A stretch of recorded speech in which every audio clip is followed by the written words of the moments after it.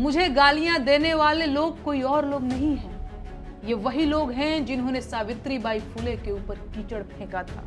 ये वही लोग हैं जिन्होंने सुकरात को जहर का प्याला देकर मार दिया था।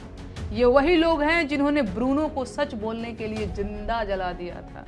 ये वही लोग हैं जिन्होंने मीराबाई राठौर को जहर देकर मारने की कोशिश की थी। ये वही लोग हैं जिन्होंने माता सीता को अग्नि परीक्षा देने के लिए मजबूर कर दिया था।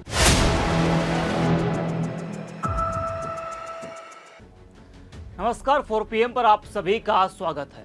लोक गायिका नेहा सिंह राठौर जो अक्सर बीजेपी को धोते हुए नजर आती हैं, लेकिन सिर्फ बीजेपी नहीं बल्कि कई राज्यों की सरकारों को नेहा सिंह राठौर घेर चुकी हैं। लेकिन उन पर बीजेपी विरोधी का टैग लगा दिया गया है कि नेहा सिंह राठौर केवल बीजेपी विरोधी है। लोकतंत्र में अगर किसी सरकार की नाकामियों को उजागर किया जा रहा है तो इसका मतलब यह नहीं कि वो उस दल का विरोधी है।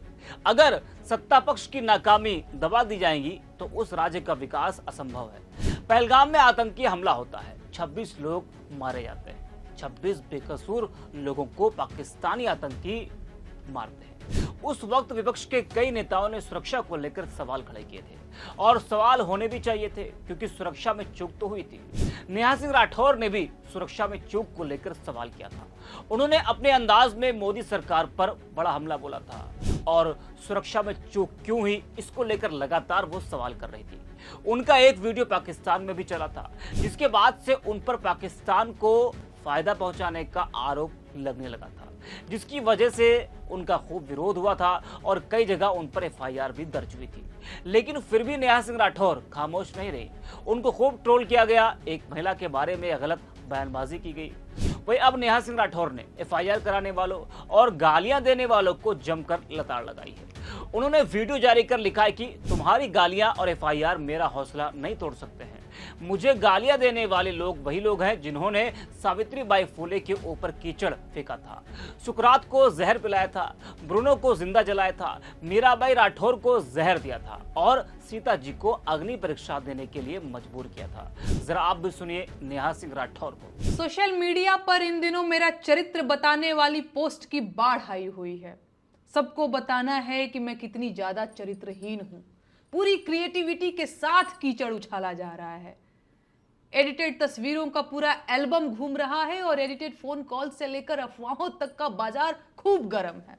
कुल मिलाकर सबको मजा आ रहा है। इंटरेस्टिंग बात यह है कि यह सब काम देशभक्ति के नाम पर हो रहा है और मुझे गालियां देकर लोग झटपट देशभक्त बन जा रहे हैं। अगर मैं इस प्रोसेस को न समझ रही होती तो मैं जरूर परेशान हो जाती, कमजोर पड़ जाती, टूट जाती। लेकिन इन फर्जी देशभक्तों के लिए बुरी खबर यह है कि मैं खूब समझ रही हूं कि इस वक्त मेरे साथ क्या हो रहा है और क्यों हो रहा है।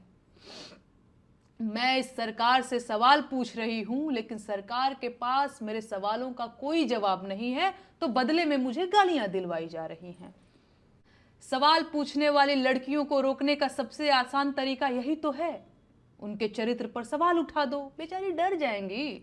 न डरे तो वैश्या बोल दो, उनके घर वाले डर जाएंगे और उन्हें चुप करा देंगे। फिर भी ना माने तो देशद्रोही और गद्दार बोल दो, FIR दर्ज करा दो, जेल का डर दिखा दो। ये लोग इतने कायर हैं कि सवाल पूछने वाली एक लड़की को बर्दाश्त नहीं कर पा रहे हैं।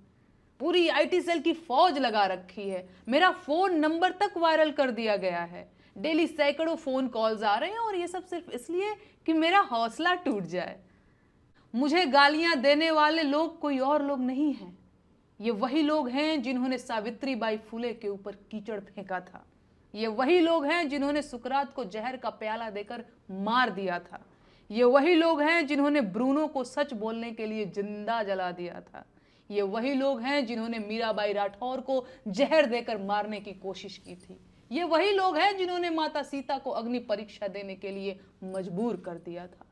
ऐसे मूर्ख और धूर्त हर युग हर जमाने में हुए हैं और मैं इस परिदृश्य को बहुत कायदे से समझ रही हूं।